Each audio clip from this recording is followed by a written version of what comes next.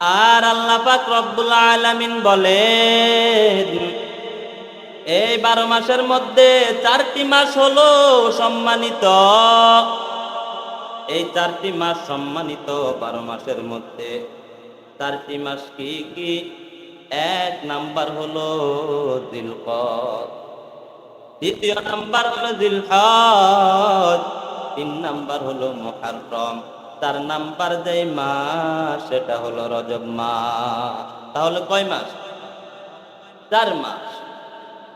এই 4টা মাস হলো সম্মানিত মাস। আল্লাহ পাক রব্বুল আলামিন এই মাসে যুদ্ধ করা পর্যন্ত হারাম করে দিয়েছেন।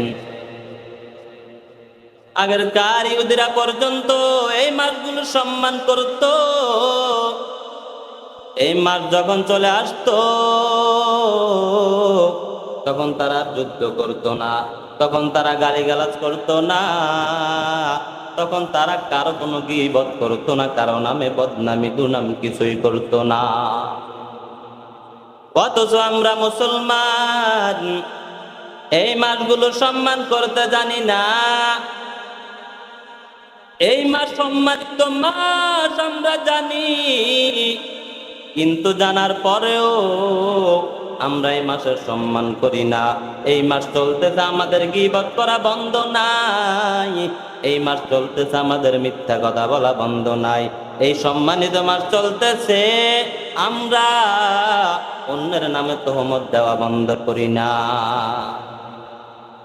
অথচ আগেরকার ইহুদি খ্রিস্টানরা পর্যন্ত এই মাসগুলো সম্মান করে, কিন্তু আমরা মুসলমান বর্তমানে এই মাসগুলো সম্মান করতে জানি।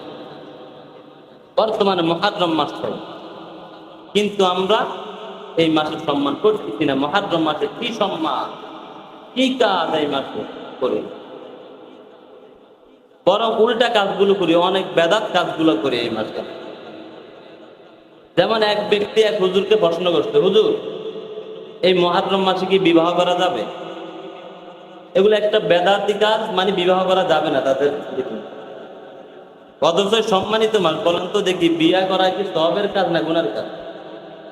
অথচ তার তো প্রশ্ন করা দরকার ছিল, হুজুর এই মাসে কি ফেসবুকের গুনাহ করা যাবে কিনা? ও হুজুর এই মাসে কি ইউটিউবের গুনার মধ্যে লিপ্ত থাকা যাবে কিনা? ও হুজুর এই মাসে বিভিন্ন আকাম কুকাম করা যাবে কিনা একটু জানায় দেন। বরং সেই প্রশ্ন না করে বলে, হুজুর এই মাসে কি বিবাহ করা যাবে কিনা?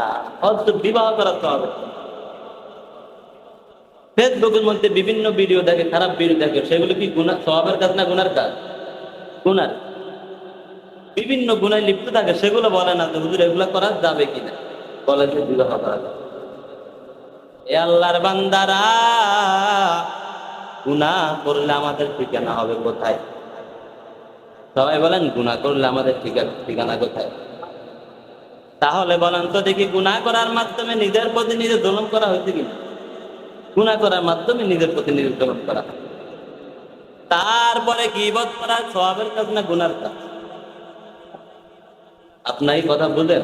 কথা বুঝলে বলতে হবে, গীবত করা গুনার কাজ না সওয়াবের কাজ? কিন্তু আমরা এই মাসেও গীবত করি কি করি না? তাহলে বলেন তো দেখি, গীবত করিয়াও আমরা আমাদের প্রতি জুলুম করতেছি। এই জন্য আল্লাহ বলে, বান্দা এই মাসগুলার মধ্যে নিজেদের প্রতি জুলুম করিও না। এরে বান্দা, তারপরে তুমি অন্যের নামে তহমত দিও না।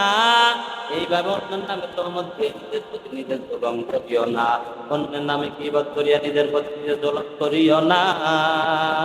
মিথ্যা কথা বলে নিজের প্রতি নিজের জুলুম করিও না।